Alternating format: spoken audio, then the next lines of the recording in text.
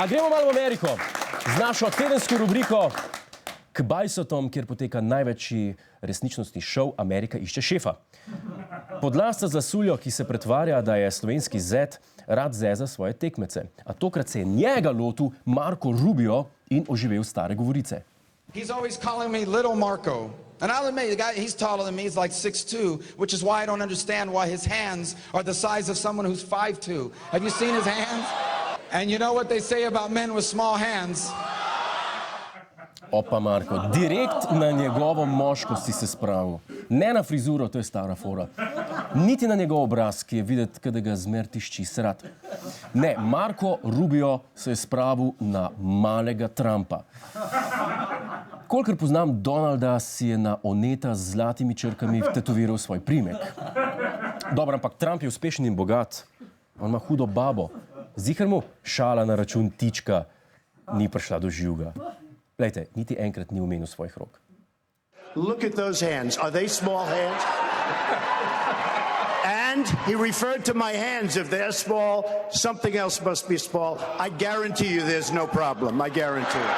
I have very powerful hands. Yeah, you went a little further than Look that. at these hands. Aren't they beautiful? I have very powerful hands and large hands, relatively large hands. Those hands can hit a golf ball 285 yards. People say, Donald, you have the most beautiful hands. Trumpu ni prišlo do živga. A se spomnite Sidarte? A se spomnite Sidarte, ki je pela Od kje so te male roke, ki jih ne poznam? No, Trumpu so peli. Ampak Donald, ne se sekirati. Velikost sploh ni pomembna. Z Melanijo itak ne seksata. Kva se sekiraš? Jaz ti verjamem, da imaš veliko batino. V teh rokah vse veliko zgleda. Mene se malo skrbi, da bojo te prstki enkrat odločili, kam bo priletela atomska bomba. Ampak dokler bo Melania še naprej tako diplomatsko božala Donaldov ego, se nam ni treba bati. Mrs. Trump, what did you think of that moment? It was a great moment, okay? Ja. Zdaj ne vem, je tako odgovorila zato, ker ni razumela vprašanja, ali pa, ker mu ne upa povedati. Kakorkoli, dajmo se zresniti. Majhne dlani niso dokaz, da ima Trump mehkega pimpeka. Njegova stolpnica v New Yorku je dokaz, da ima Trump mehkega pimpeka. Je pa Trump zelo očitno obseden z rokami, ki je na srečanju od svojih pristašev zahteval, da mu prisežejo.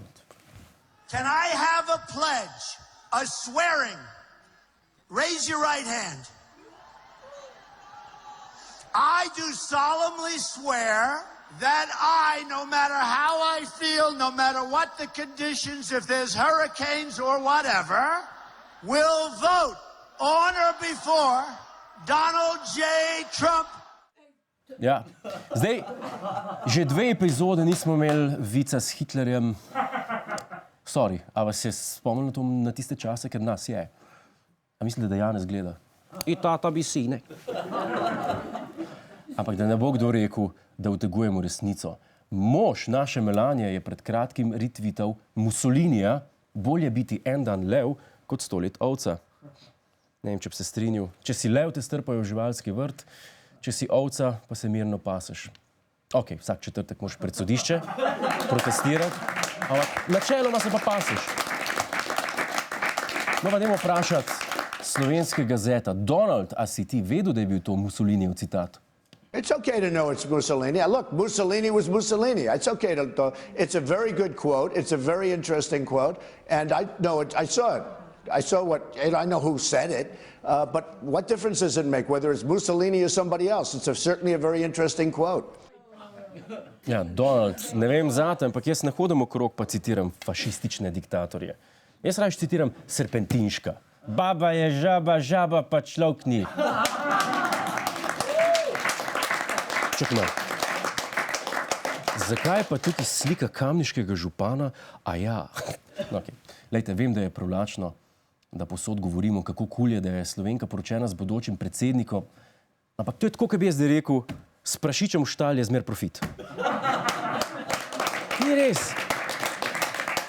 In Trump ima jajca. Hvala za ogled, ne pozabi pa tudi na Ta teden z Juretom Godlerjem ob četrtkih ob 22:40 na Planetu.